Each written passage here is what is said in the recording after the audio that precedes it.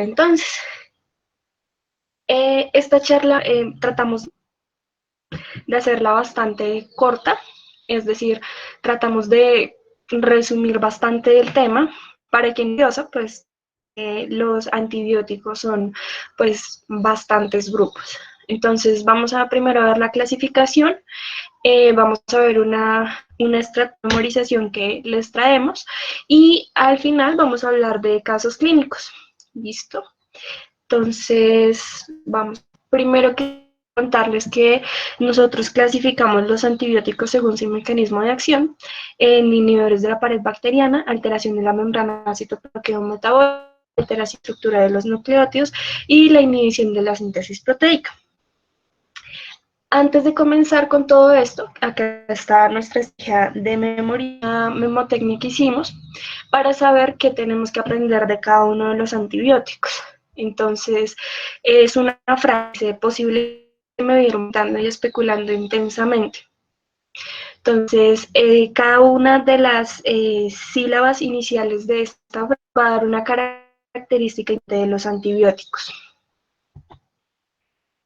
Entonces, tenemos PO de POS, de cinclono en el POS. Sí, estoy compartiendo las diapositivas. ¿Alguien ve? Perdón, qué pena, es que escribieron por el chat que no. Sí, Dani, sí estás compartiendo. Los que no la ven pueden hacer clic en la lista de los miembros, o sea, de los participantes de la reunión, y ahí aparece entonces de Juliet Daniela Biol. Entonces ahí uno fija la pantalla de la que ya está compartiendo.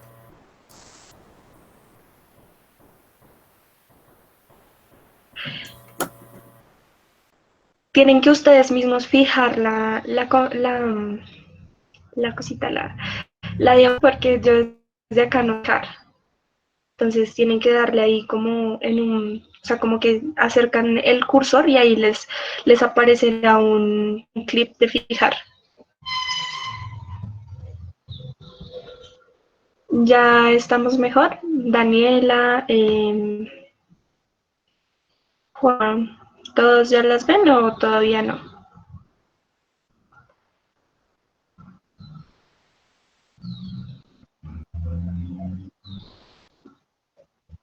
Listo.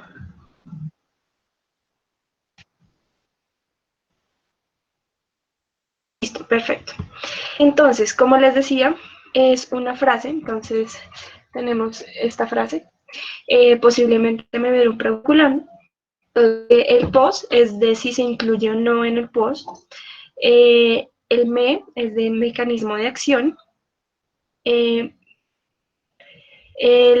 La vía de administración, de precauciones, de espectro e indicación de estos antibióticos. Entonces vamos a ir utilizándola bastante durante la charla para que nos vayamos acostumbrando a utilizarla. ¿Listo? Entonces, como les decía, la primera clasificación que vamos a ver es el inhibidor bacteriano. Es uno de los grupos más grandes de antibióticos. Y pues para saber qué es todo esto, primero tendríamos pues entre las bacterias gram positivas y gram negativas.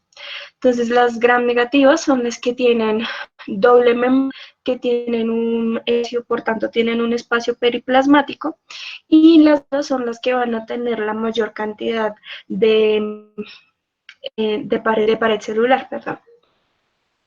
Entonces, claramente estos antibióticos que atacan la pared celular van a atacar más a los gram positivos. Bien, tenemos entonces que estos inhibidores de la pared bacteriana se van a dividir en 5 grupos importantes. Ellos son los fosfonopéptidos. El mayor representante es la fosfomicina. Entonces, vamos a seguir la memotecnia, lo que yo les decía. si se incluye o no se incluye en el POS. Lastimosamente este no se incluye en el POS, según la última revisión que fue esta semana, según la última resolución del 2019. El mecanismo lo vamos a ver por esta imagen que tenemos acá, y lo que él va a hacer es inhibir la piruferasa, que lo que va a hacer ella es poner el fosfonolpiruvato, el acetilmurámico, perdón. Entonces, ese es el mecanismo de acción. Digamos que las fases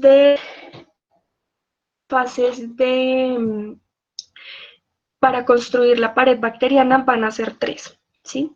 Está la fase citoplásmica, la fase disacárido peptídico y la organización estructural. Estos dos primeros antibióticos, la cicloserina, van a trabajar en la parte citoplasmática, es decir, cuando se está creando los para dar lo que es los componentes para crear la. Entonces, en cuanto a la vía de administración de estos dos antibióticos, la fosfomicina es oral y la cicloserina. Precauciones que tenemos que tener es sobre todo en los pacientes con insuficiencia renal grave y los que pues obviamente tienen diálisis. Tenemos que tener en cuenta que, por ejemplo, la fosfomicina tiene riesgo de generar colitis asociada al antibiótico. Es un medicamento que va a tener un espectro que incluye gram negativos, gram positivos y estafilococcus, ¿sí? Pero no va a incluir el estafilococcus saprophyticus. Más que todo lo utilizamos para el tracto urinario. En cuanto a cicloserina, como les decía, no se va a incluir en el POS. El mecanismo de acción es inhibir la reacción química que ven ahí, de la alanina sintetasa y ramerasa. Y esta es importante que tengamos en cuenta contraindicada en pacientes alcohólicos y pacientes con epilepsia, porque aumenta el riesgo a las convulsiones. También está contraindicada con depresión, con ansiedad grave y psicosis, porque este fármaco empeora esas condiciones. En cuanto a tenemos también gram positivos, gram negativos, y un plus de la cicloserina, es que va a ser el Mycobacterium. Se utiliza más que todo en la segunda línea del tratamiento para la tuberculosis activa y en las infecciones del tracto urinario. El siguiente grupo que vamos a ver es la bacitra. La bacina lo que es, va a actuar en la segunda fase que les contaba, que es el transporte del disacárido. Lo que va a hacer es bloquear la desfosforilación de este transporte, ¿sí? Entonces, se supone que lo que sucede es que el enzima se va a unir a el pentasacárido, al disacárido, y lo va a transportar hacia la pared para que sea utilizado.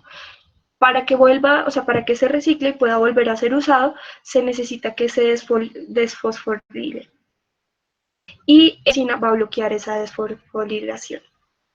Listo. Entonces, este tampoco va a estar incluido en el POS, se llama más que todo atópica.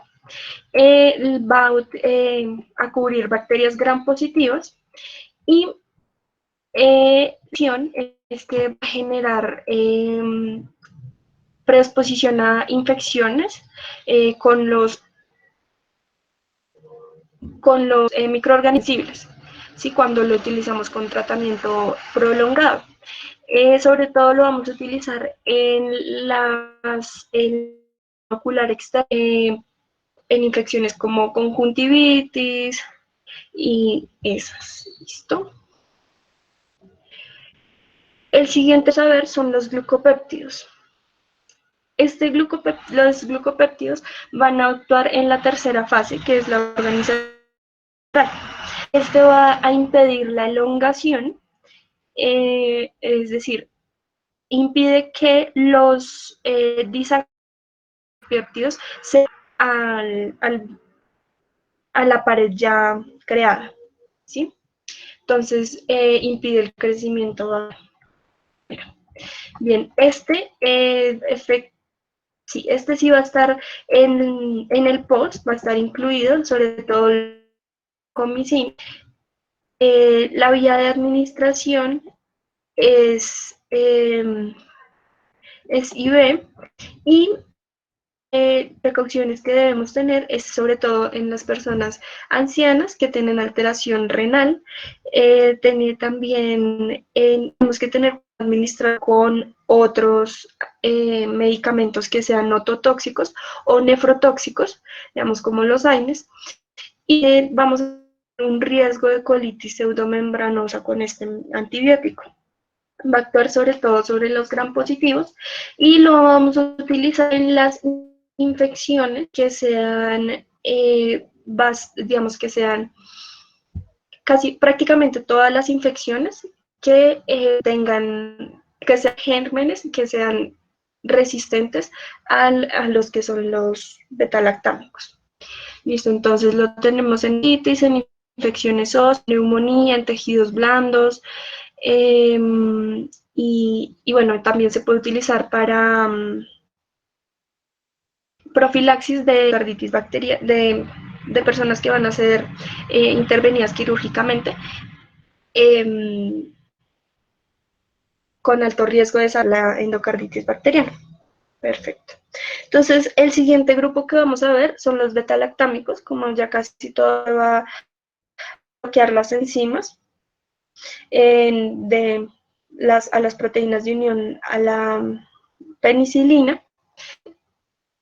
4 grupos a su vez, estos antibióticos van a tener 4 grupos a su vez, que vamos a irlos viendo. Entonces, antes de pasar, perdón, disculpe. Entonces vamos a tener las penicilinas, las cefalosporinas, los monobactámicos y los carbapenémicos. Bien, entonces pasemos acá. ¿Hasta ahí alguna duda? Qué pena con ustedes que voy a hablar, todo está bien.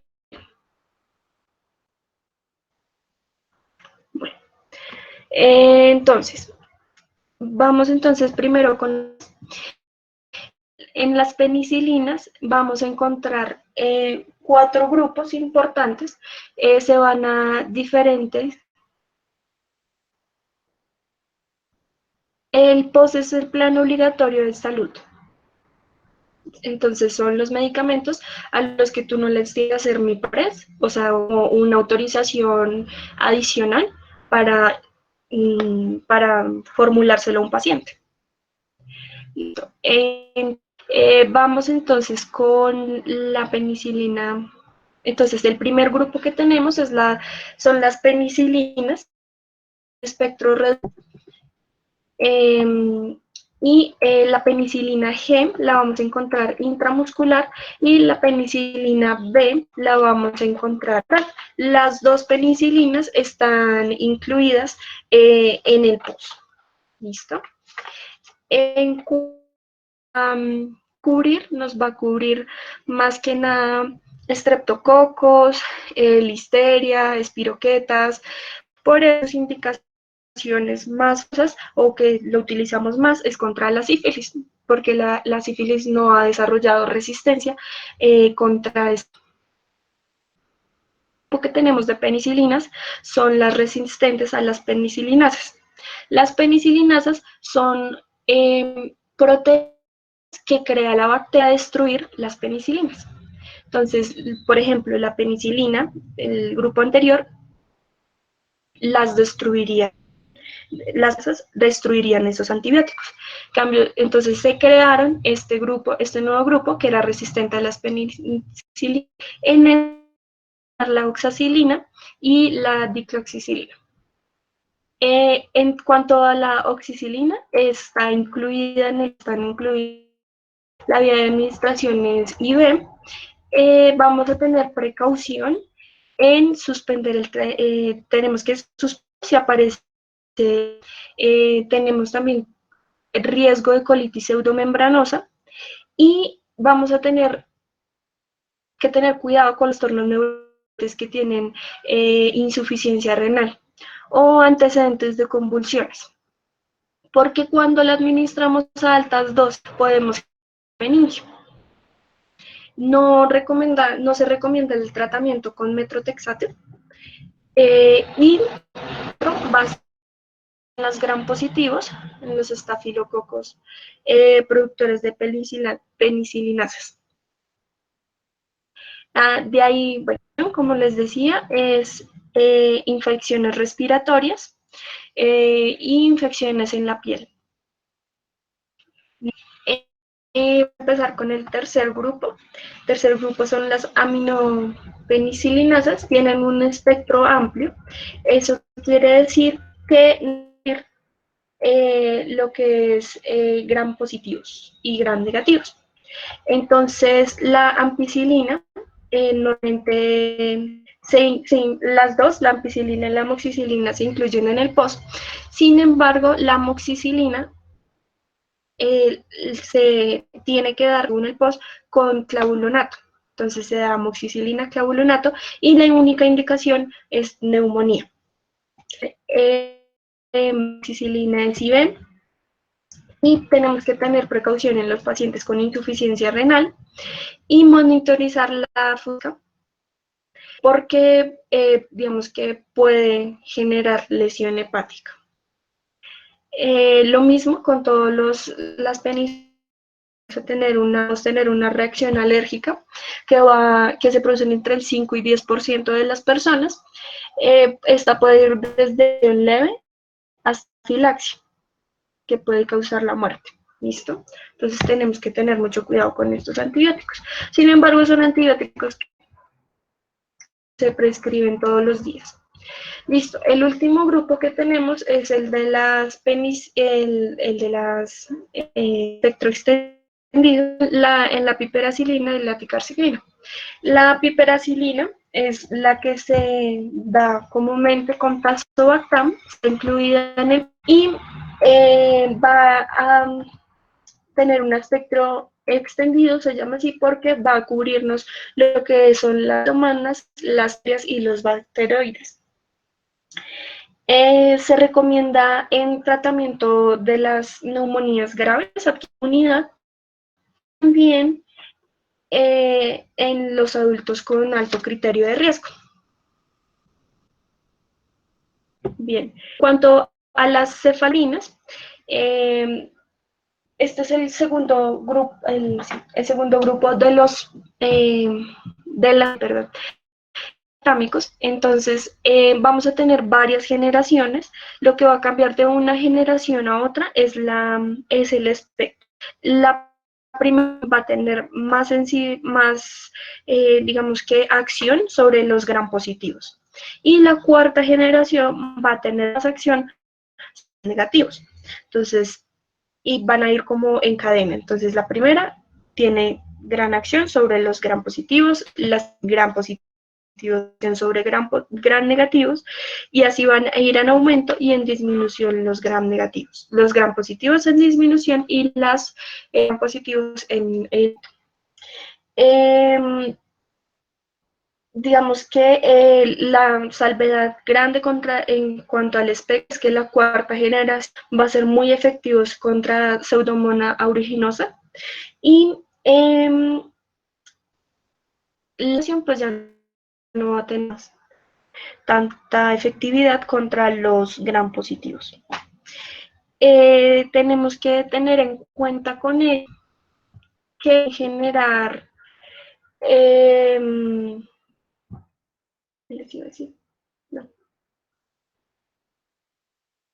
Bueno, las que tenemos con el INVIMA son las infecciones causadas por bacterias susceptibles, digamos, incluyendo lo que les digo, las pseudomonas resistentes, infección de vías urinarias, bronquitis, neumonía, infecciones en la piel y todo esto.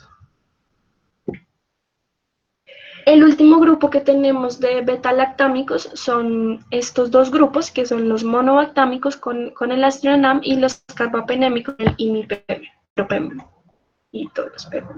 Listo. Entonces, en estos, lo que vamos a tener en cuenta, en el ejemplo, en el astronam es que son incluidos en el POS. Su vía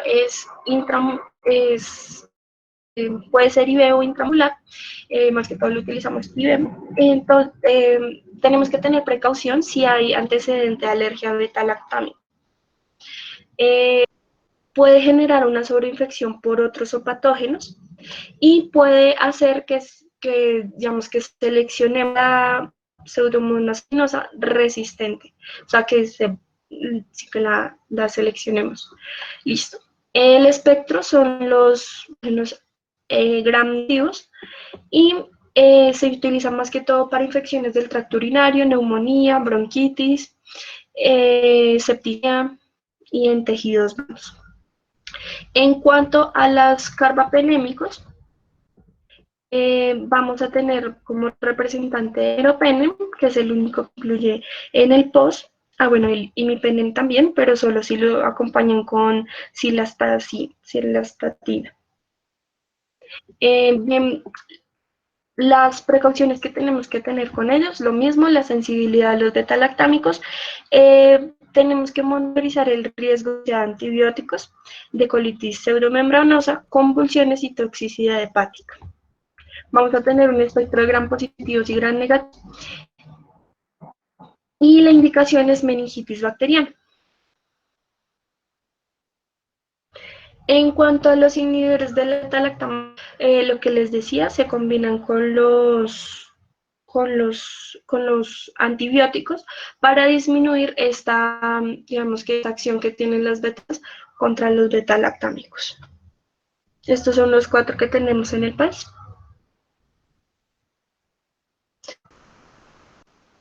La siguiente clasificación que veremos de los antibióticos es la alteración de la membrana citoplasmática.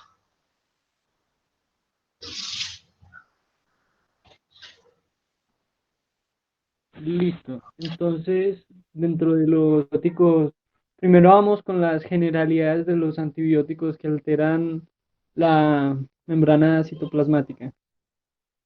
Si quieres, Dani. Entonces, como generalidades, tenemos que todos funcionan como bactericidas, aun cuando la bacteria no es tan activa, a diferencia de inhibidores de la pared celular. Existen 4 familias farmacológicas: mixinas, los lipos, los ionóforos y los formadores de poros. En este momento no hay ningún registro INVIMA activo, abril del 2020, para ningún fármaco ionóforo. Creo que te pasaste mucho, ¿no? Entonces empecemos con las polimixinas. Las polimixinas, devuélvete. Vale. Perdón, que está ahí y sigue esta. Listo. Ya. Entonces empecemos con la daptomicina. Como otra generalidad, ninguno de los antibióticos que alteran la función de la membrana citoplasmática se incluyen en la resolución 3512 del 2019, que es la que reglamenta entre comillas, de este año.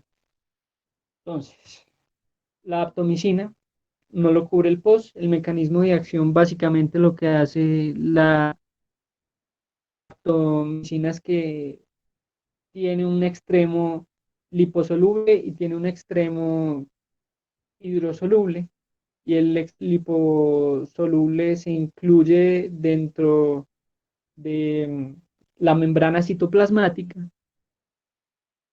Aquí forman una especie de poro, y por ese poro empieza a salir potasio, lo que va a causar un desbalance electrolítico dentro de la bacteria, lo que finalmente va a causar es la apoptosis. De administración, en este momento en Colombia solo tenemos registro INVIMA para una vía de administración y dentro de las precauciones que debemos tener con estos medicamentos es que es nefrotóxico, entonces la EMA no recomienda dárselo a pacientes con falla renal en el estadio 4 o más. Y también la indicación es para, perdón, el espectro es de gran positivo, es para neumonías adquiridas en la comunidad multiresistentes, infecciones de piel y tejidos blandos resistentes a otros antibióticos. Y finalmente para bacteremias y endocarditis del lado derecho causada por cocos gram positivos. El siguiente grupo que tenemos son las polimixinas. Farmacológicamente existen polimixinas de la A, pero solo y la E. La E también se conoce como colistina farmacológica. Tampoco se incluye en el post. El mecanismo de acción funciona, ya entenderlo es que funciona parecido a un jabón.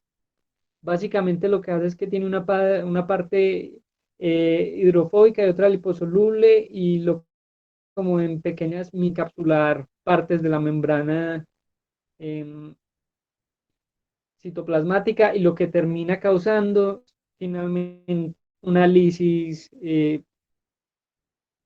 celular por la falta de continuidad. Las vías de administración que tenemos en este momento. Estas son las que tienen las vías de administración como más de registros INVIMAS, tanto para polimixina B y para polimixina E hay soluciones oftálmicas, entonces hay soluciones para vía de administración óptica, intramuscular, intravenosa, tiene polimixina B y colistina, y tópicas hay para ambas polimixina B y colistina. La particularidad es que solo tiene una vía de administración inhalada, y eso es por el uso que tiene eventualmente para neumonía, nosocomial, cualquier otra. La EMA recomienda el uso de la colistina solo frente a los siguientes microorganismos: el Acinetobacter baumannii, la Pseudomonas aeruginosa y la Klebsiella pneumoniae. Y la Organización Europea a esos tres le agrega Escherichia coli multiresistente. Pero el espectro es amplio, cubre muchas bacterias gram negativas, Salus, Serratia, Cordelia y Providencia. Pero estas son las bacterias a las que la EMA recomienda usar polimixina E. Y la polimixina B, el espectro es parecido a la de la China. Las indicaciones en este momento son para conjuntivitis, queratitis, blefaroconjuntivitis, neumonía nosocomial. Para la polimixina está la indicación de otitis media bacteriana. Eso sería polimixinas. Las precauciones que hay que tener con las polimixinas es que se ha demostrado de casos de meningitis química con ambas polimixinas, por eso ya no se recomienda aplicarlas intratecal. y puede causar falla renal por necrosis tubular aguda. Entonces, la EMA lo que recomienda es dosis, pero la FDA lo que recomienda es que con las polimixinas B y E para tratamiento sistémico, no dárselo a pacientes con falla renal en estadio 4 superior. Y finalmente, ahora sí tenemos la gramicilina. Tampoco está en el post. El mecanismo de acción es básicamente forma un poro. Se une y forma un poro en la membrana.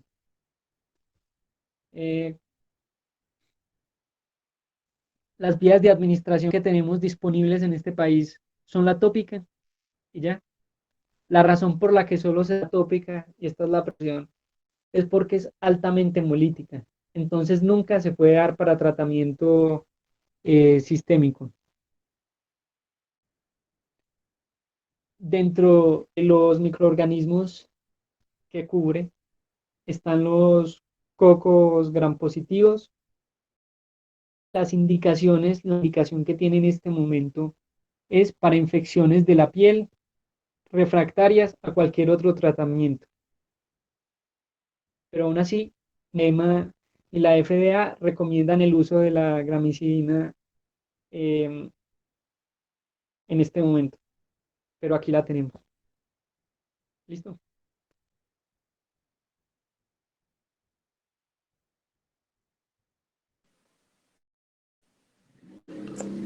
Bueno, ahora seguimos con la inhibición de la síntesis proteica. Por favor. Antes que nada, vamos a ver cómo se realiza esa síntesis proteica. Y el primer recuadro, que esa síntesis consiste primero en la formación del complejo de iniciación, que es la unión de las unidades del ribosoma. Ahí vemos que está la 50S y la 30S, que es la que está abajo. Entonces se unen alrededor del ARN mensajero. Y en segundo lugar, una vez que entra el aminoácido, que es el N-formina, también un nuevo aminoácido RNA de transferencia, aminoácido, que es el segundo recuadro. Entonces, una vez que entra, tiene lugar la peptidación, que es lo que ves en la parte inferior, y esta transpeptidación se realiza entre los dos aminoácidos, y que cuando el centro de la peptidiltransferasa se ubica con la unidad 50S, cataliza la unión entre el aminoácido incorporado y el último aminoácido del péptido que se está formando. Ahí se unen esos dos de la enzima. Y luego se realiza un último paso, que es la translocación, y ahí el ribosoma va avanzando sobre el RNA para finalmente realizar esa translocación del peptidil ARN de transferencia del que estamos viendo al locus P. Y así se libera una ARN de transferencia para que pueda continuar con ese proceso de producción bacteriana.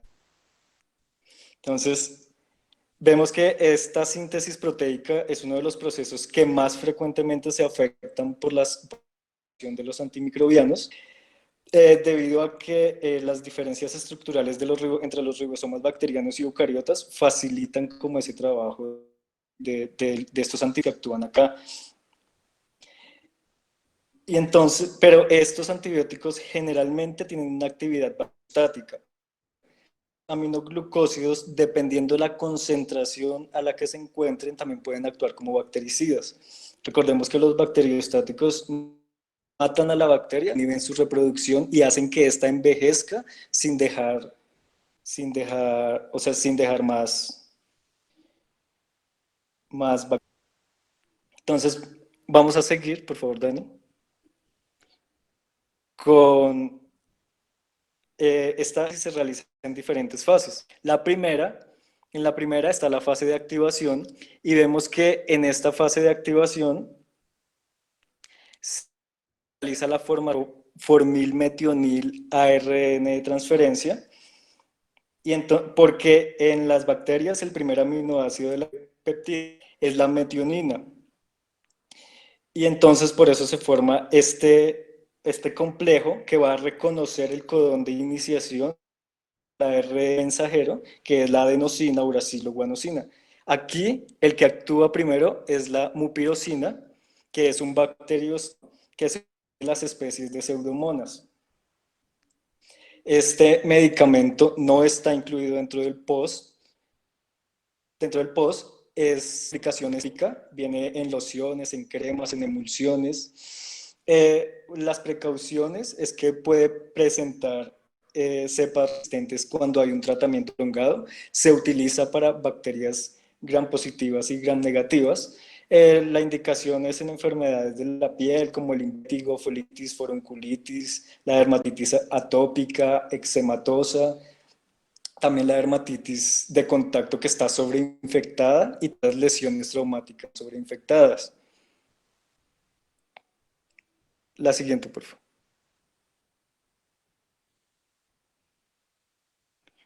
Luego vamos con el inicio de la síntesis. Entonces, en este caso,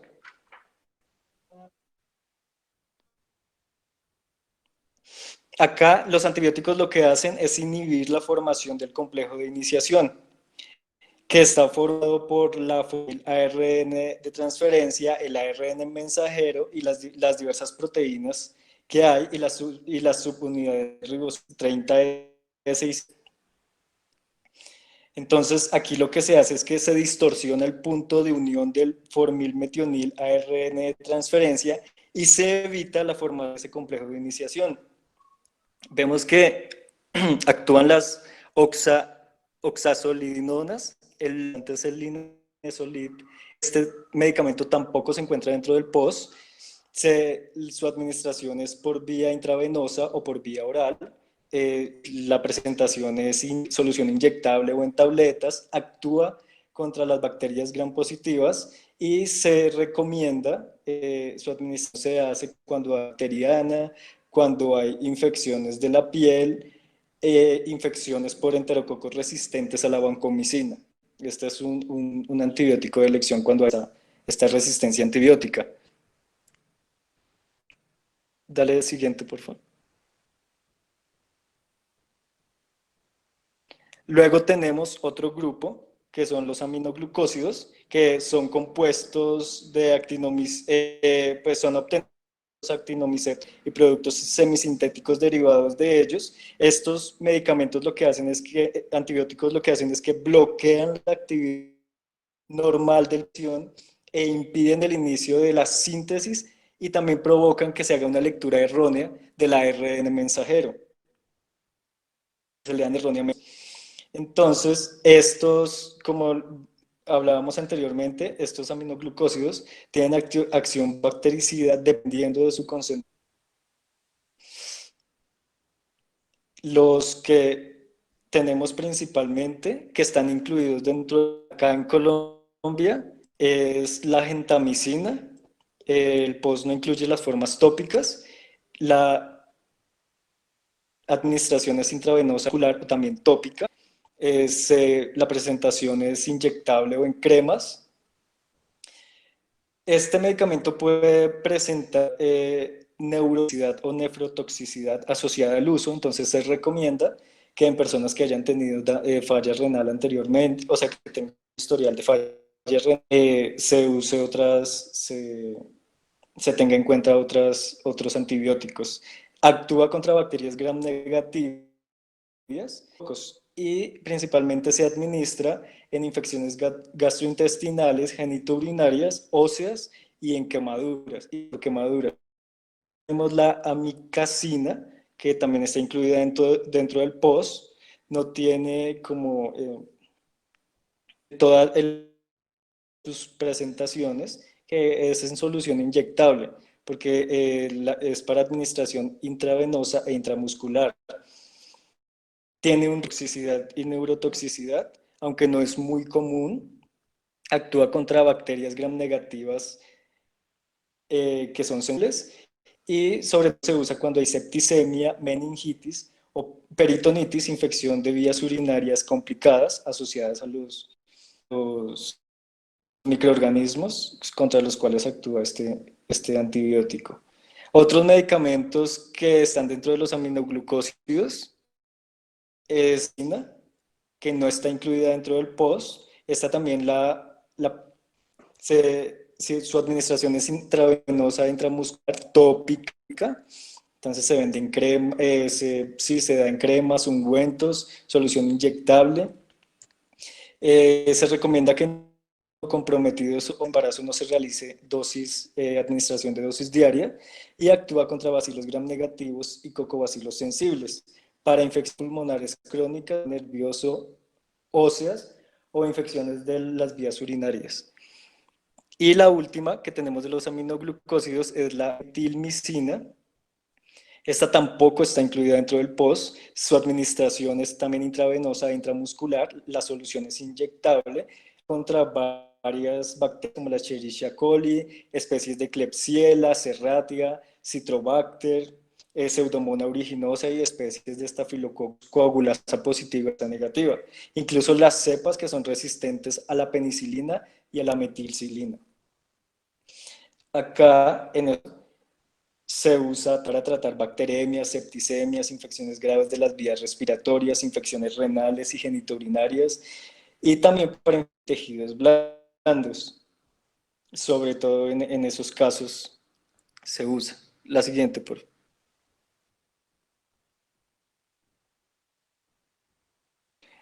Otro paso de la síntesis de proteínas es la fijación del aminoácido ARN de transferencia al ribosoma. Entonces, en eso, una vez iniciada esa síntesis proteica, ese proceso continúa con la incorporación de nuevos aminoácidos al locus A, donde se reconocen los codones internos del ARN mensajero.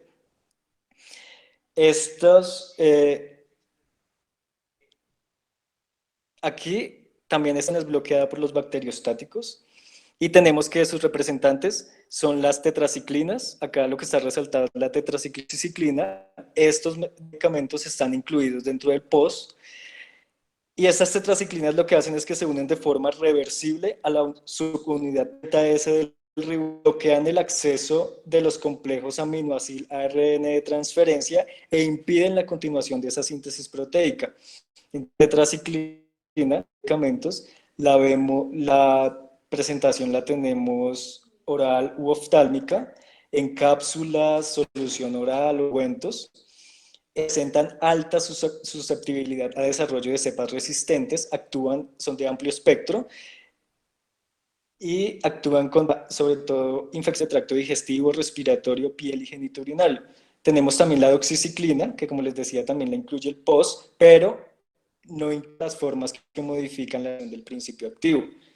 Se administra por vía intravenosa y vía oral a través de cápsulas y solución inyectable, y puede aumentar este medicamento de candidiasis vaginal. Entonces hay que tener sobre todo cuidado en este aspecto. También es de amplio espectro. Recomienda sobre todo la fiebre manchada de las montañas rocosas, la fiebre tifus, la fiebre Q, erupciones pustulosas por riquecias e infecciones del tracto respiratorio, aunque vemos que se administra dermatológicamente como parte de tratamientos como el acné. Medicamento que tenemos de este grupo son las minociclinas, que son de administración oral y en tabletas. Estas no las incluye el POS y son de amplio espectro también. Tenemos también las glicinas. Estas glicilciclinas son derivados de las tetraciclinas, sobre todo es un derivado de la minociclina. No está incluido tampoco dentro del POS. Su administración es vía intravenosa y presenta riesgo de toxicidad, es de amplio espectro y se utiliza sobre todo para infecciones complicadas de la piel, tejidos blandos, intraabdominales y neumonía adquirida en la comunidad. La siguiente, por favor. Ya por último, de esta fase de inhibidores de la síntesis proteica, tenemos los inhibidores de la fase de la elongación. Aquí, en esta fase de elongación, es donde se realiza esa translidación y esa translocación al principio. En este caso, ese péptido que va pasando del canal peptídico en la subunidad 50S, que es la que está arriba del ARN mensajero, emerge por la parte de atrás del ribosoma, y este proceso, el bloqueo se realiza a través de este grupo de antibióticos MLS beta, que son macrólidos, lincosamidas, streptograminas del grupo beta. Entonces aquí vemos dónde está realizando en la gráfica, vemos dónde está realizando el bloqueo para que no se realice esa transpeptidación y posteriormente esa translocación. E iniciamos en Nicoles. El principal exponente. Dale a la siguiente. El principal es el cloranfenicol. Su derivado es el tianfenicol, y son bacteriostáticos también. Estos antibióticos bloquean esta síntesis proteica, evitando la formación de esos enlaces peptídicos. Tienen un amplio espectro contra microorganismos gram positivos y anaerobios. Entonces, el único de esos dos que está en el POS es el cloranfenicol. Tiene así como su administración es oral, igual que el tianfenicol, a través de tabletas. El Nicol está contraindicado en el trimestre del embarazo. Se emplea sobre todo para las infecciones por Salmonella typhi, bacterias causantes de meningitis o bacteremia, y riquecias del grupo linfogranuloma. Aquí para la fiebre tifoidea, para la tosferina, celosis, rickettsiosis, infecciones broncopulmonares e infecciones quirúrgicas. El siguiente grupo que tenemos son las lincosamidas. Aquí tenemos el principal, que es la clindamicina.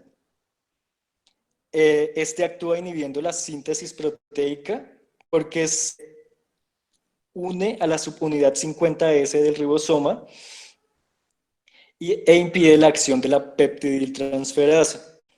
Ese es su mecanismo de acción. Este medicamento, la clindamicina, está incluido dentro del POS, como les decía, administración intravenosa, intramuscular y también oral. La presentación es inyectable, en cápsulas, en gel. Algo que se debe tener en cuenta con este médico es que puede dar síndrome de Stevens-Johnson por una eosinofilia severa, y también puede causar enfermedad intestinal inflamatoria crónica, tipo síndrome de Crohn. Pues esta enfermedad sabemos que es sobre todo en raza blanca. En Colombia, a pesar de que ha ido su diagnóstico, casi un 60%. Y también hay que tener precauciones en el tratamiento concomitante con bloqueadores neuronales.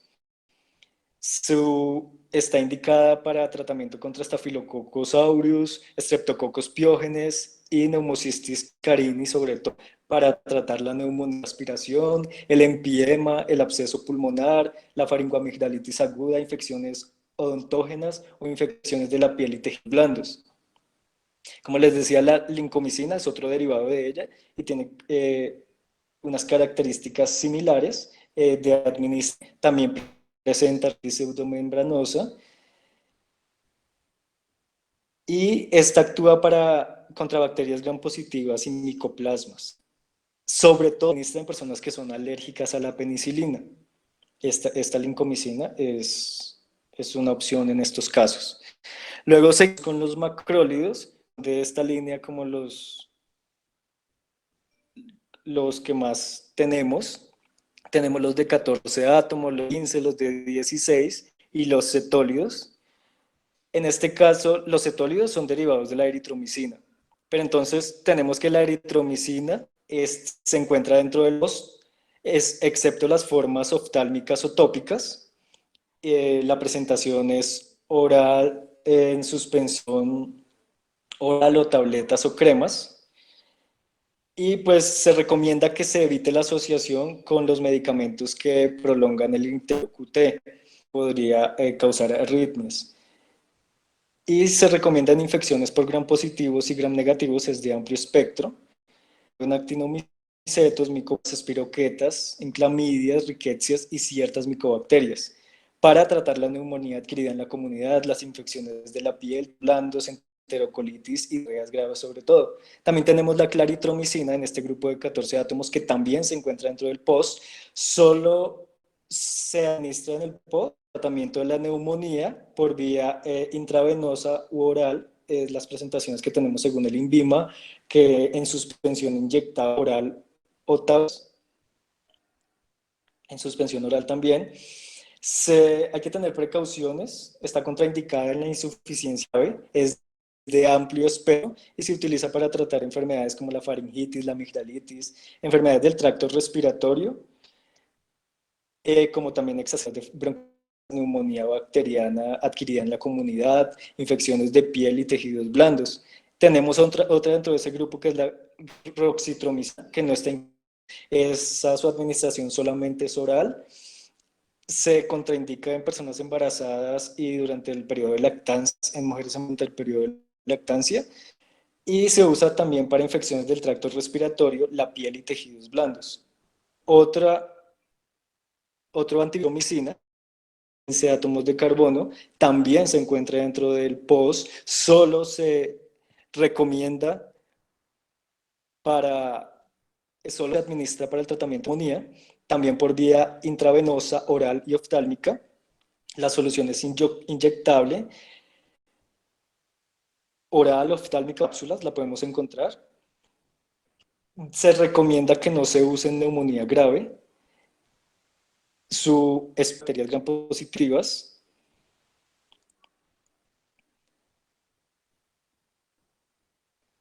Y tenemos también los sólidos de 16 átomos. La espiramicina es la que la que está dentro del POS. Solo la excepción acá es que solo se puede administrar para toxoplasmosis según el POS por vía intravenosa u oral. La presentación también es inyectable, tabletas. Contraindica cuando hay obstrucción biliar o daño hepático. Actúa contra bacterias gram positivas. Y otros representantes también son la samicina, la amicina, que tienen la presentación únicamente, la administración es oral, entonces se da únicamente en suspensión o en tabletas.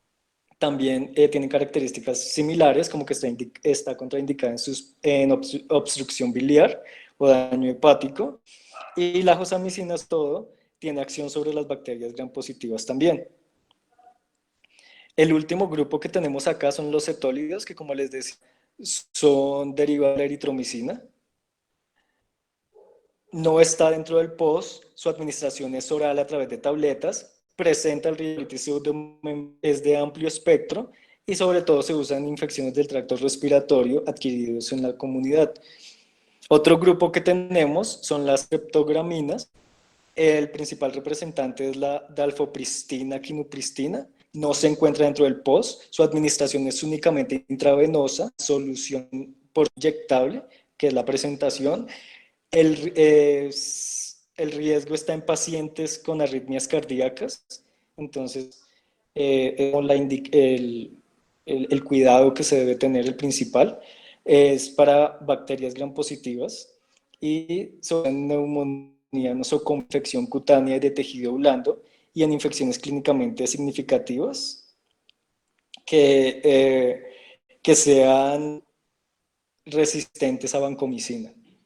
Y ya el último grupo que tenemos viene siendo el ácido fusídico, que el ácido fusídico no lo entrega el POS, únicamente lo encontramos como crema o suspensión oftálmica, porque su administración solo es tópica u oftálmica. Se puede presentar hipersensibilidad a este fármaco y actúa contra bacterias gram positivas. Se usa sobre todo en infecciones dermatológicas.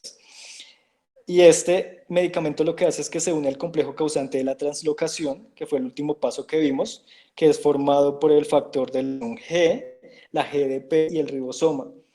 Entonces, lo que hace este ácido fusídico es impedir la liberación del factor de elongación G para una nueva. Puede comportar como bacteriostático o bactericida según la concentración y el microorganismo que esté tratando. El medicamento también logra altas concentraciones rápidamente a nivel cutáneo. Y esas son de este grupo de inhibidores de la síntesis proteica.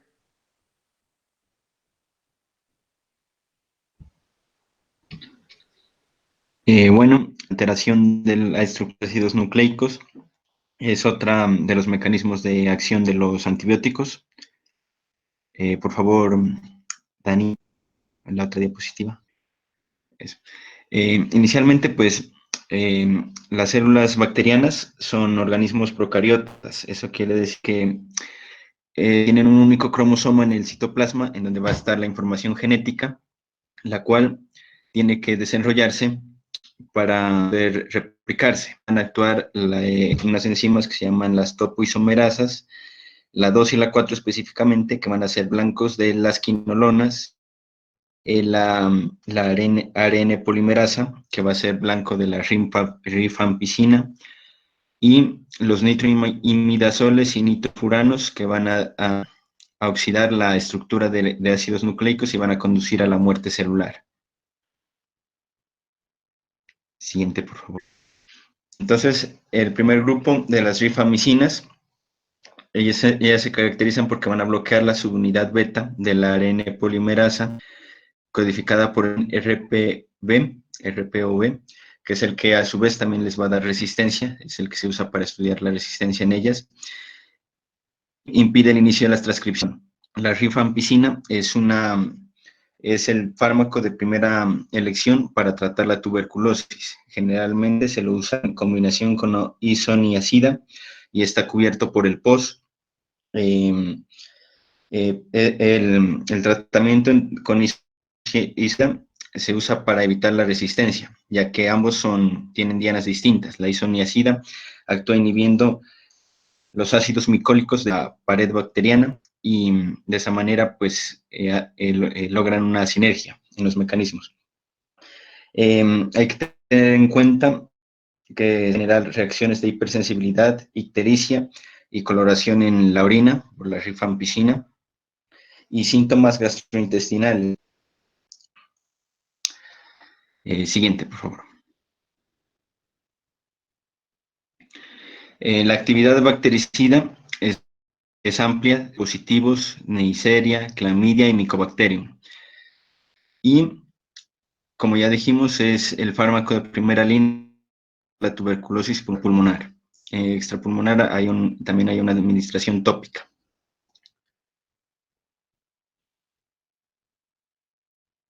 Hay otras rifamicinas. De esta, la rifabutina es cubierta por el POS, es administración oral y tiene el mismo espectro que la rifampicina. Y la rifapintina es más fuerte que la rifampicina, cubierta por el POS, y se usa como un tratamiento de fase de continuación del tratamiento de la tuberculosis, o sea, como control. De las quinolonas, que son las que van a afectar dos enzimas, básicamente, en las bacterias. La adenosina, que es la que va a desenrollar el ADN para que se pueda transcribir, y la topoisomerasa 4, que es la que va a separar los dos cromosomas bacterianos. Se ha terminado de replicar el ADN. Esto por sí solo genera un efecto bacteriostático, en el que las bacterias quedan sin poder replicarse, pero no se mueven. El efecto bactericida de las quinolonas se explica porque ellas van a generar un estrés oxidativo, produciendo ROS y destruir los ácidos nucleicos. Y otro efecto negativo de las quinolonas es que algunas se ha encontrado que pueden aumentar el segmento QT en el electrocardiograma, probablemente porque afectan a un canal de potasio, afectando la hiperpolarización. Siguiente. Bueno, aquí tenemos hasta el momento hay 4 generaciones de quinolonas. La primera para infecciones del tracto urinario, debido a que su farmacocinética no era muy buena y no permitía una disponibilidad muy alta. La segunda generación se mejoró añadiéndole un átomo de flúor en la posición 7 y amplió el espectro a bacterias gram negativas y algunas gram positivas. Aquí tenemos el representante norfloxacina y la ciprofloxacina. La ciprofloxacina, de efecto negativo, dice que aumenta el QT y es cubierta POS. De tercera generación tenemos la moxifloxacina y levofloxacina. Este ya el espectro es más amplio en gram positivos, capaz de afectar a Streptococcus pneumoniae y Staphylococcus aureus. Y por último, la cuarta generación, que ya es de gemifloxacina y trovafloxacina, que ya tiene un espectro amplio que ya es capaz de inhibir a bacterias anaerobias.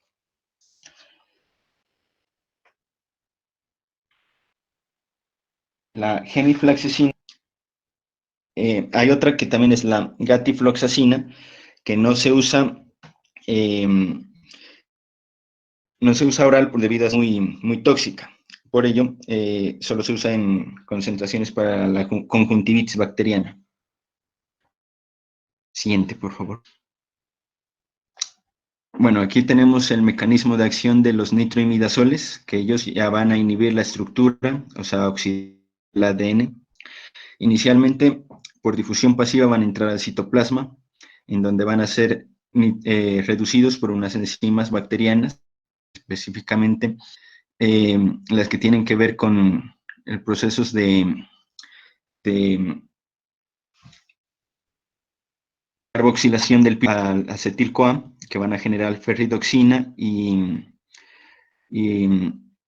van a donarle electrones a imidazoles. Y estos a su vez se van a activar y van a producir la muerte celular.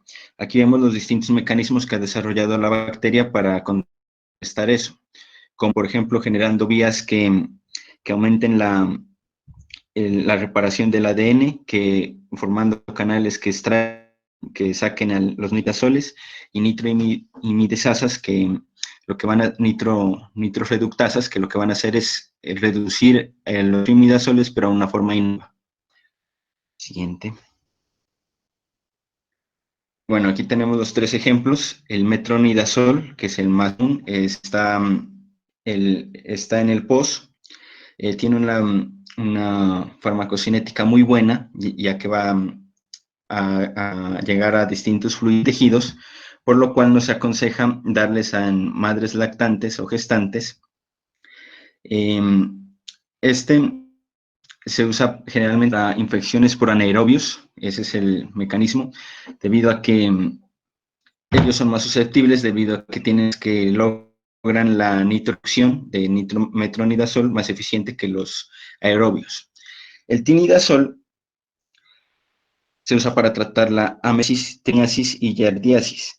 Es 8 veces más eficiente que el metronidazol y se ha usado para tratamiento de una séptica Escherichia coli. Efectos negativos que puede generar: hepatotoxicidad, no se debe ir con alcohol, y si se toma con colestiramina, que se usa para tratar hipercolesterolemia, se disminuye el efecto de este fármaco. Ornidazol no está cubierto por el POS y el mecanismo es muy similar al de los dos anteriores. Siguiente. Bueno, y el otro grupo que tenemos es de los nitrofuranos. Los nitrofuranos también van a actuar en el citoplasma, en donde se van a activar y sus derivados tóxicos van a dañar el ADN bacteriano, pero aparte tienen distintas dianas en proteínas, en enzimas y en materiales celulares que van a alterar la estructura de la bacteria.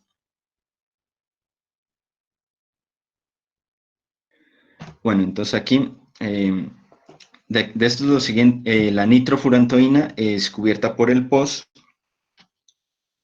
Se usa para el tratamiento contra anaerobios. La administración es oral. Esta es la presentación, que es la macrodantin, está en las farmacias. Efectos negativos es que puede causar fibrosis pulmonar progresiva debido a que es muy tóxica, y el espectro es muy amplio, gram positivas y gram negativas. Y de efecto adverso también es que no se debe a pacientes que sufren insuficiencia renal, porque se va a eliminar precisamente por vía renal, o que sufran de insuficiencia hepática. El Nifus es otro de este grupo.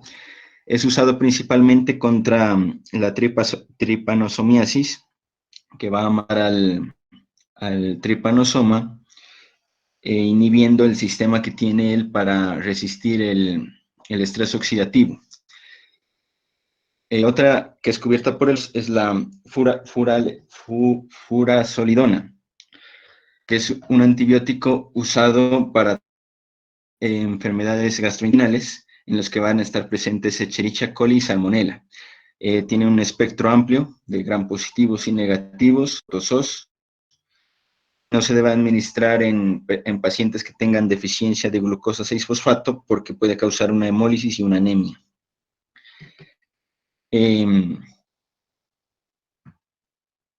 Los demás que están en esta diapositiva no son cubiertos por el POS, pero tienen efectos similares, generalmente en protozoos y bacterias gram positivas y gram negativas. La nifuroxacida es cubierta por el POS, es de administración oral. Se usa generalmente para antibiótico del tracto urogenital, específicamente para gram positivos como el estábulos y gram negativos como Klebsiella pneumoniae. El mecanismo es muy similar a los demás, y de efectos negativos es que puede causar itis y diarrea. Una desventaja de este fármaco es que se absorbe poco en el intestino, lo cual la biodisponibilidad es muy poca.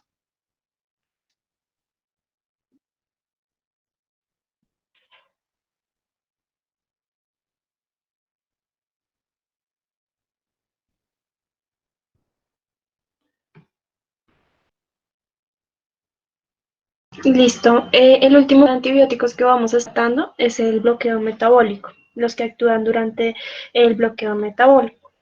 Entonces, este grupo, principalmente dos grupos, que serían las sulfonamidas y las diaminopirinas. Entonces, lo que tenemos que tener en cuenta es que la mayoría de veces se utiliza los dos al mismo tiempo, que sería la trimethoprim sulfamethoxazole, y esto lo vamos a utilizar en infecciones del tracto genitourinario y infecciones del tracto respiratorio.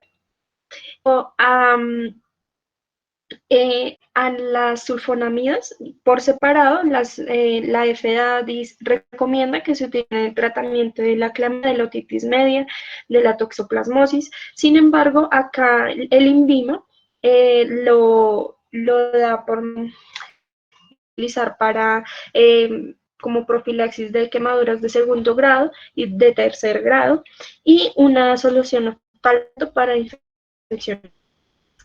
En cuanto a las diaminopirimidinas, no se utilizan solas, se utiliza con el sulfametazol. Listo. Su mecanismo de acción es que compiten por la enzima dihidrofolato reductasa. Esa es la ácido hidrofólico en ácido tetrahidrofólico. Y pues básicamente ya espectro que tenemos son los, digamos, a las sulfas incluyen los, se incluyen neumonía, Haemophilus influenza, clamidia también, como les venía diciendo, y en cambio en el trimetoprim es un poco más amplio y es el, digamos, tiene buena acción en positivas y también en las gram negativas, como Escherichia coli, Vibrio cholerae, Salmonella, Shigella, Proteus, y todos estos. La siguiente parte de la presentación que vamos a realizar son unos casos clínicos. Sin embargo, antes de continuar, vamos a recibir un invitado, que es el doctor Sebastián Silva. Él trabaja actualmente en el Instituto de Cancerología y nos va a hacer algunas aclaraciones sobre la presentación que acabamos de hacer. Entonces voy a verificar si está en la llamada. Hola. Sigue, Sebas. Bueno, pues primero, pues como felicitarlos pues por hacer una revisión tan grande realmente, pues porque es un tema bastante complejo, ¿no? Y aún así solo mirar como las generalidades de fármaco, pues es bastante.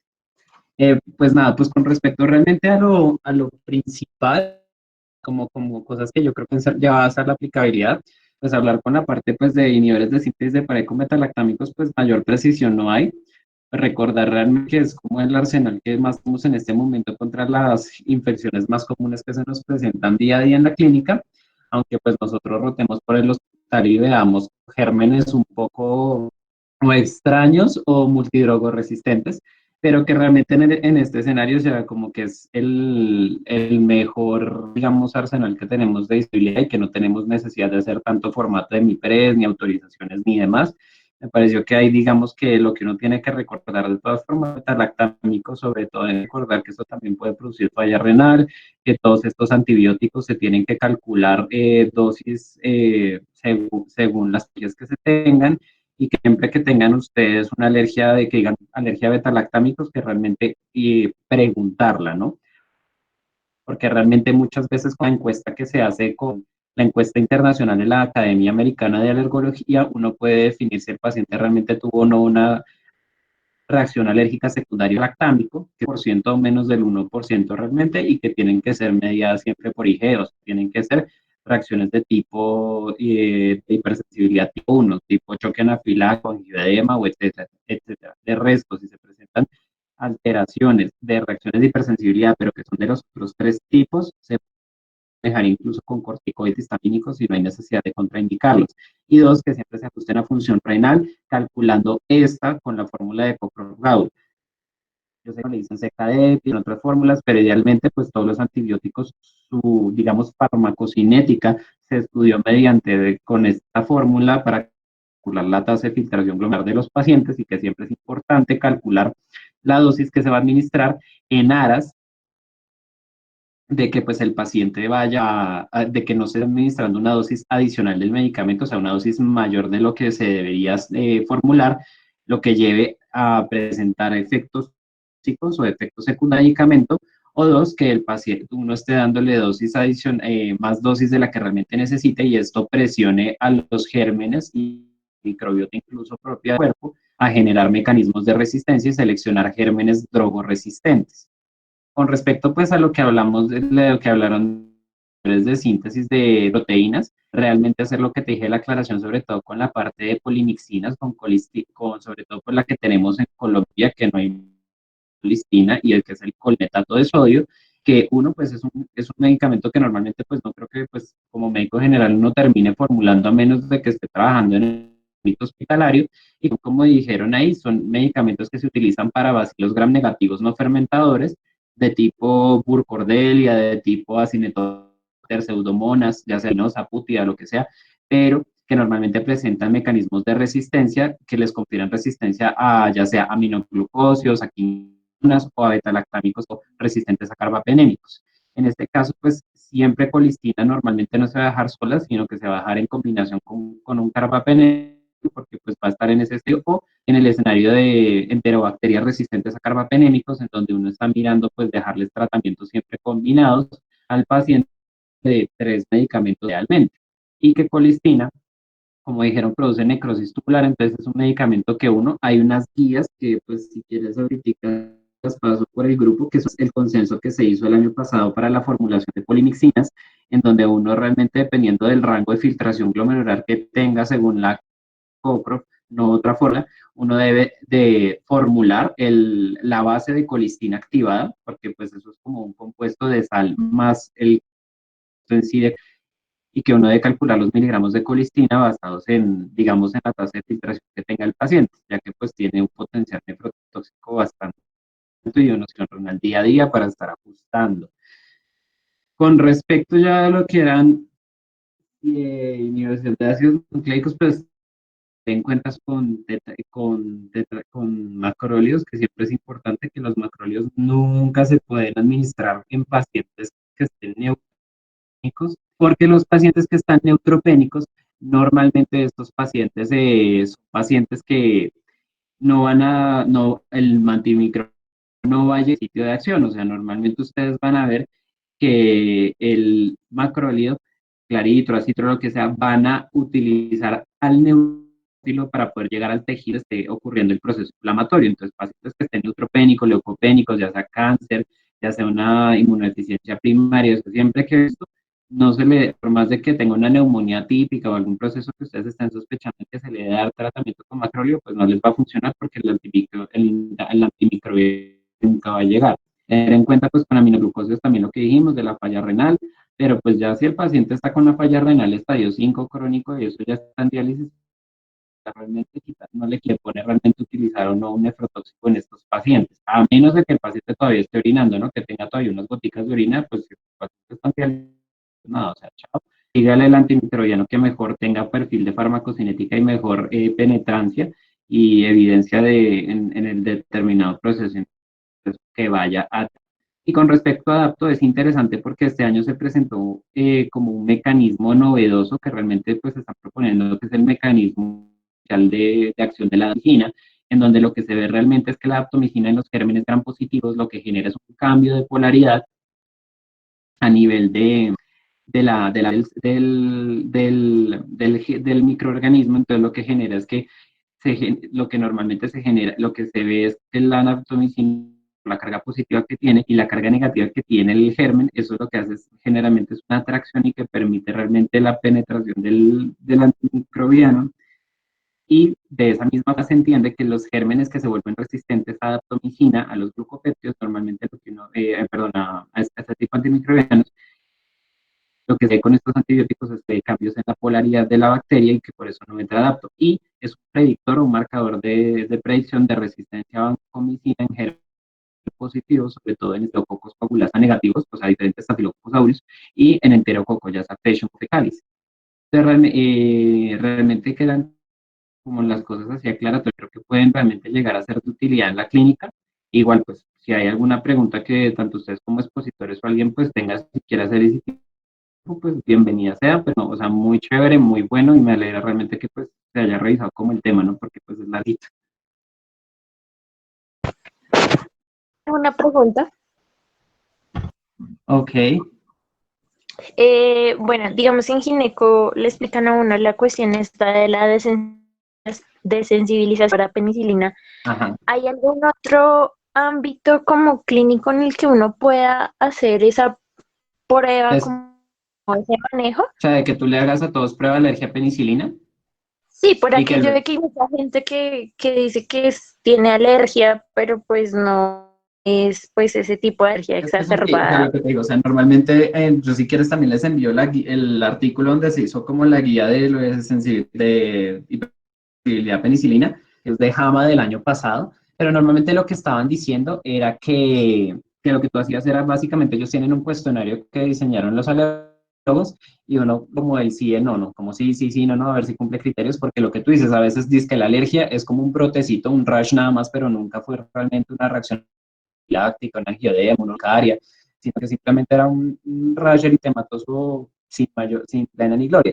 O que dicen, no, es que me dio náusea y vómito, dolor de cabeza, bueno, múltiples cosas. Entonces lo que no hace es llenar el cuestionario. Si completamente sale negativo hasta donde yo me acuerdo, tú le puedes aplicar la dosis de penicilina sin ningún miedo. Te digo, la prevalencia incluso del estudio se hizo con población hispanohablante, que pues seríamos nosotros en ese sentido como la equivalente, y realmente la prevalencia no pasó del 1%. Entonces, incluso los que más prevalencia tenían eran las personas de descendencia de raza blanca. Entonces, lo que uno veía era eso. Y ya sí, obviamente, está el antecedente de lo que uno normalmente debe hacer es mirar si el paciente obviamente tiene documentado su angioedema, su urticaria y demás. Entonces, uno idealmente no lo, o si digamos no tienes otra opción mejor de antibiótico a pesar de ese antecedente o de que tú lo conozcas, que hayas visto que el paciente haya hecho la reacción de sensibilidad tipo 1, lo que sí recomiendan es hacer la desensibilización, porque lo que decimos, o sea, son antibióticos que normalmente penetran muy bien a tejidos, son antibióticos que son seguros por su ventana, digamos, terapéutica, que pues tiene un potencial tóxico, pero a dosis ya demasiado altas. Y tres, pues que son antibióticos que normalmente generan muchos efectos secundarios, más allá de pues efectos gastrointestinales por disbacteriosis o por alteración de la flota de la microbiota intestinal. Entonces, lo que sí se puede hacer la desensibilización de la penicilina según el que ahí le hacen uno el esquemita de cómo hacerlo también. No es solo como, estás embarazada y ya. Pero pues como eso está todavía muy en desconocimiento, entonces como que muy pocas veces se hacen y lo que realmente es eso, que lo macrólido, por quinolona, o bueno, dependiendo de la patología que se esté tratando de manejar. Y de acuerdo a la resistencia, o sea, ¿tú crees que sería como una buena práctica implementar eso? O sea, no simplemente descartar pues la penicilina por esta gran cantidad de gente que reporta como esos efectos adversos que pueden ser nuevos. O sea, ¿tú crees que eso sería un Yo buen creo que uno punto? debería hacer como primero hacerse el checklist y realmente si te dicen pues estoy vomitando o me broto y que me broto y me pico un poquito, lo que te digo, o sea, lo que le recomiendan a uno es hacer manejo con antihistamínicos o con corticoides y pues darle el tratamiento antimicrobiano. Ahora, obviamente, si uno puede obtener muestras para cultivos y hacer todo determinar el perfil de susceptibilidad, pues ya obviamente uno pues obviamente puede tomar la muestra sin retrasar el inicio del antimicrobiano y ya con lo que uno le salga en el antibiograma, si fue una clínica, que es clínicamente interpretable, que es adecuada, pues uno simplemente pues interpreta el antibiograma y va guiando su tratamiento dependiendo de eso, pero sé porque tiene reacciones leves y me da miedo de que dé alergia, no, porque realmente sí, espérame que creo que tengo el artículo acá al hacer pantalla compartida. Y realmente lo que te digo es eso de que la prevalencia en ese estudio fue una cosa bastante baja, o sea, nunca algo realmente significativo. Entonces uno decía, pues, basados en esto, pues, ¿por qué no hacemos, por qué no hacemos simplemente un cuestionario y, y nos y pues digamos hacemos la aplicación del beta lactámico.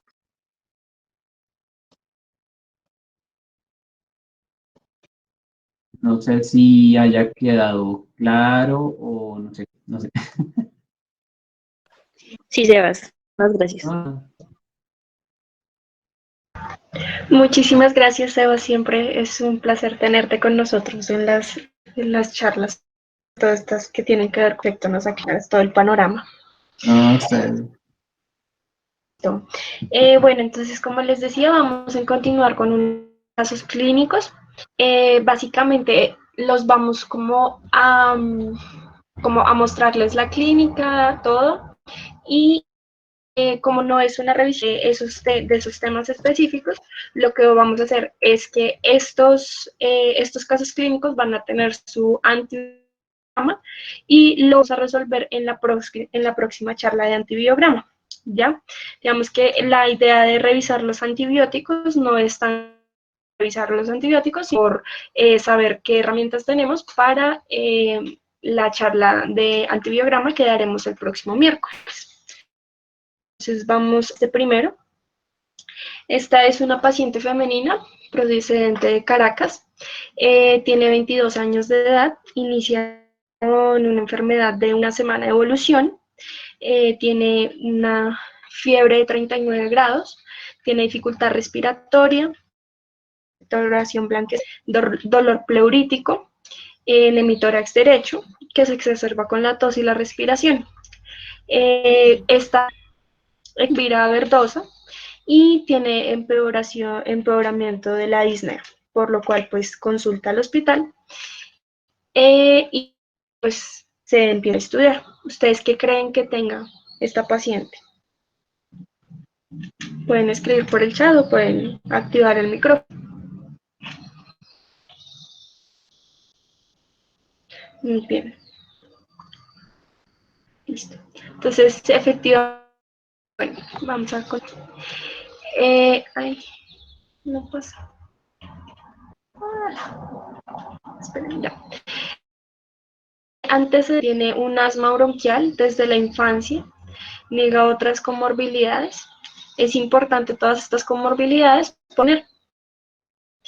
Tiene tampoco factores de riesgo, no consume tabaco, no consume drogas ilícitas, no tiene infecciones recientes, no usa antibióticos en el último año, ni antecedentes quirúrgicos ni hospitalizaciones previas. En cuanto al examen físico, le encontramos una temperatura de 37 grados, presión arterial de 99,56, frecuencia cardíaca de 124, frecuencia respiratoria de 40, saturación en el 90%, N manchas hipercrómicas heterogéneas de bordes irregulares, en el codo de antebrazo izquierdo, una fosa nasal sin secreción, con aleteo nasal, tórax simétrico, hipoexpansible, con matidez en mitad inferior del hemotórax derecho, perdón, en el hemitórax derecho, cursos respiratorios hipofonéticos, en el hemitórax derecho también, y convulosos dispersos. El resto del examen físico estaba sin alteración. Entonces, ¿qué paraclínicos ustedes con la sospecha clínica que tienen pensarían ustedes mandarle a este paciente? Bueno, voy a leer por acá, a ver qué está diciendo. Que sospechan neumonía adquirida en la comunidad, COVID, considerando dosis debería inicialmente en neumonía, hemograma, PCR, gases, radiografía de tórax. Listo, y un posible esputo de contudo de esputo, cuadro hemático. Listo, perfecto. Bien. Mensaje. Muy bien, listo. Entonces, muy bien. Entonces, efectivamente le sacaron una radiografía, le sacaron serología y le sacaron los gases, el cuadro hemático que ven ahí en pantalla. Entonces, ya, digamos, nosotros ya hemos venido con un ciclo de charlas. Entonces, me gustaría que me ayudaran, no sé, de pronto por el micrófono a interpretar este hemograma.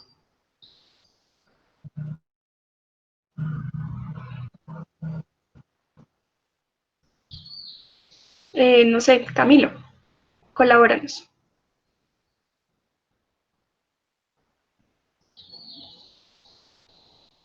¿Con la radiografía me dijiste? No, con el hemograma. O bueno, sí, con la radiografía. No, ya. Entonces, pues, bueno, ya está en el hemograma. Bueno, el hemograma no tiene todo descrito, o al menos el hemograma suele utilizar, ¿no? Pero entonces el conteo de leucos pues tiene una marcada leucocitosis, creo que si no estoy mal por los valores, da una leucocitosis moderada, el cargo está por encima de los rangos de porcentaje normales, que pues bueno, si no lo pasan a conteo absoluto también termina siendo encima de los niveles. Y pues como uno esperaría también encontrar al paciente, pues vemos que una no tiene anemia, tiene una hemoglobina, digamos, bastante normal y según aproximadamente el tercio de la sangre, ¿no? Que es lo esperable. Unas plaquetas de 525.000 que limitan ciertos valores de referencia a laboratorios, pero pues no, tampoco sería como el foco que me impresiona. Lo que me impresiona es la leucocitosis, pues que es más esperable en cuanto al cuadro de una posible neumonía del paciente.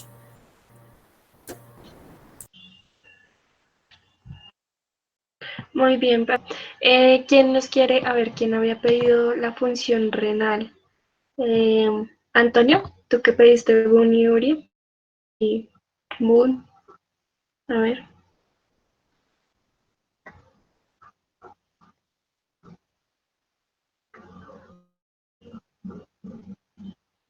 Bueno, creo que Antonio no está.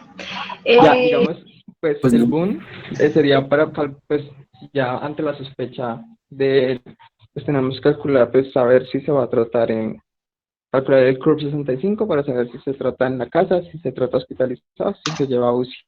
Entonces para eso sería un boom. Si no recuerdo era 19, mayor de 19, mayor a 20, entonces ahí clasificaría como ese ítem, tiene un alto y la otra era la urea, pero sí no está ahí. Pero falta la creatinina, ¿no? Es que no, porque es que es confusión, urea o boom, frecuencia Ujú. respiratoria Sí. y presión arterial. Entonces ahí pues sí falta pues para la función renal completa, pues boom y creatinina, pero para el CURB sí solo sería el boom.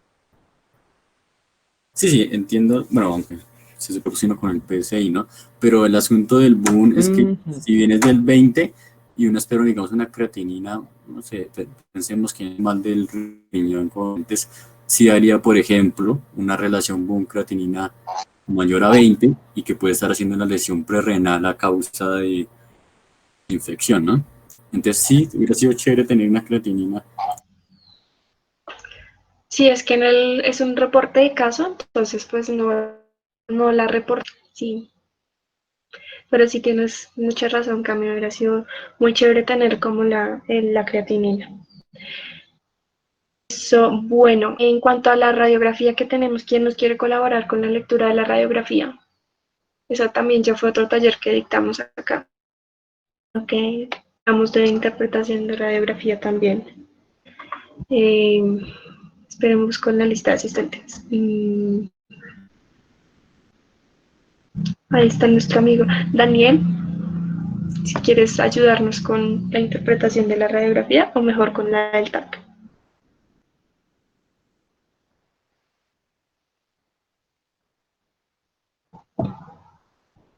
Bueno, Vivi sigue por ahí. Vivi. Pues sí, tú, Daniel. El que preguntó cuál Daniel, él. Hola chicola. Pues bueno, esta radiografía está bien feíta. Pues realmente leer radiografías así de imágenes guardadas previamente no es tan buena idea. Pero en términos generales, pues uno fía que pues, desde lo que se alcanza a ver, pues se ve como bien inspirada, pero no se puede leer mucho. Realmente lo que se ve es una actividad en todo el campo pulmonar. Uy, Perdón. derecho, y se ve que hay consolidaciones también en la base pulmonar izquierda. Mm, pues es una radiografía bastante sucia. Tocaría hacer la correlación con la clínica del paciente, con los hallazgos auscultatorios. Mm, y, y pues todo completico, pero sí, es una radiografía muy maluquita. Sí, puede ser derrame pleural, como dice Karen. Aunque es que es difícil saber porque realmente parece recto al final, en el polo basal del pulmón derecho, pero mm, sí, es difícil una radiografía sucia. Puede ser varias cosas. Tocaría entonces precisamente mirar el TAC. Exacto, eso te iba a decir. TAC entonces. Entonces ese TAC, no sé si esto se puede agrandar, pero No puedo. No te da positivo, pero realmente lo que parece es que hay un... Hijo de madre. No me atrevo que lo lea alguien que sabe bien. No, bien. Dame un segundo y ya te agrando la imagen entonces. ¿Alguien nos quiere colaborar mientras tanto a leer el pack? Pues aquí me tiene varas porque pues tampoco es que diga que soy un experto porque en definitiva no lo soy. Pues Pero definitivamente no lo somos. Sigue. en el derecho uno puede ver que como el TAC fue tomado entonces con el paciente acostado, uno ve que además de esa zona, digamos, súper mega oscura, que probablemente sea una más abajo de eso, o sea, más hacia la parte de la espalda del paciente, sí se ve como un nivel que podría ser un derrame, ¿sí? Entonces pensaría, además de las bulas que impresionan, sí tiene un derrame panoneumónico. Y del pulmón izquierdo, pues la verdad, yo no veo mayores cambios. Estoy comentando la imagen, pero de lo que alcanzo a ver, el pulmón izquierdo no se ve, digamos, comprometido. Y no alcanzo a ver. Listo, permíteme un segundo, ya les voy a compartir el teclado. A ver si de pronto se alcanza un poquito más grande. Un momento. ¿Ya se está viendo? ¿Sí lo están viendo? ¿No? Sí, sí se ve.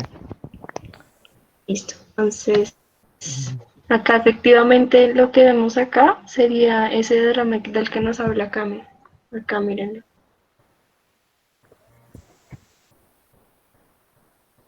Listo. Bien. Entonces, lo que les decía, está el caso, efectivamente es un caso bastante curioso, porque la paciente, lo que sucede con ella después de esto, es que le encuentran, le hacen cultivo de la pasan a UCI, le hacen eh, y ese es, digamos, que el antibiograma que vamos a analizar en la próxima charla. Lo que quisiera como dar más de este caso clínico es que es una paciente pues joven que no tiene ningún factor de riesgo. Como les decía, no tenía ningún antecedente, así como de importancia. ¿No Dime. era asmática? Ah, sí, bueno, sí, mira, sí, señora, sí, señor, perdón, es asmática, pero digamos que aparte de su enfermedad de asma, no tenía otro antecedente así, digamos, no tenía insuficiencia, no tenía cardíaca, perdón, no tenía neoplasias, no consumía tabaco, no consumía drogas ilícitas, nada, ni tampoco había, digamos, que estado expuesta a uso de esteroides, ni nada parecido. ¿Listo? Entonces, respuesta a este caso, vamos a...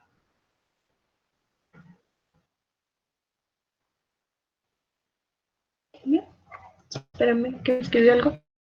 Pero creo que faltó. Sí, en antecedentes, realmente en el caso pensaron en, digamos, en un inmunocompromiso por VIH o en otra infección, pero como les decía en esta parte, espérenme un momento, me salgo de acá. Le hicieron serología, efectivamente, y no puedo salir, no sé dónde está. Ah, ya. Le hicieron serología y no mostraron, no salió negativa ambas. Tanto, un momento, acá, tanto para sífilis como para VIH. Serían como las que uno haría como que la podrían inmunocomprometer para que desarrolle este caso así. Bueno, tururún, tururún, listo. Entonces, no sé cómo. Listo. Por otro lado, en esta... Ah, bueno, nos falta, ¿saben qué nos falta interpretar? Gases. ¿Quién quiere interpretar los gases? Vivi, deseo la interpretada de estos gases.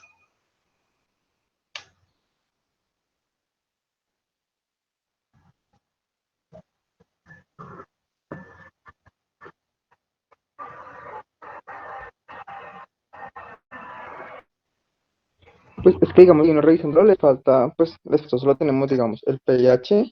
Para evaluar el pH, pues tenemos que un pH normal es 7.35, 7.45. Bueno, todo esto para Bogotá. Y está como 7.19, es decir, que está en acidosis, en acidemia.